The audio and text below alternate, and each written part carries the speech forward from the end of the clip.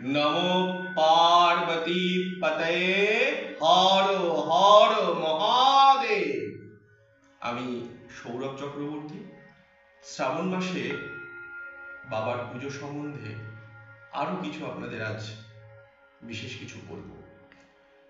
শ্রাবণ মাস শুধু বাবার মাস নয়, শ্রাবণ মাস মায়ের পুজোর জন্য আদর্শ। তাই আপনারা যারা এই পুজোয় শ্রাবণ মাসে বাবার পুজো করে এই ব্রত করে পূর্ণ ফল প্রাপ্তি পেতে চান, তারা অবশ্যই বাবার সাথে সাথে মায়ের পুজো করুন।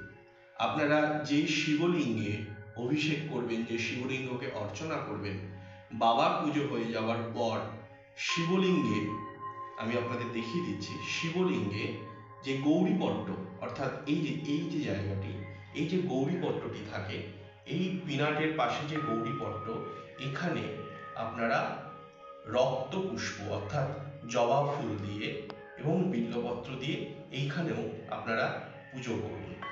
মায়ের উদ্দেশ্যে পুষ্প নিবেদন করুন, বিল্লপত্র নিবেদন করুন।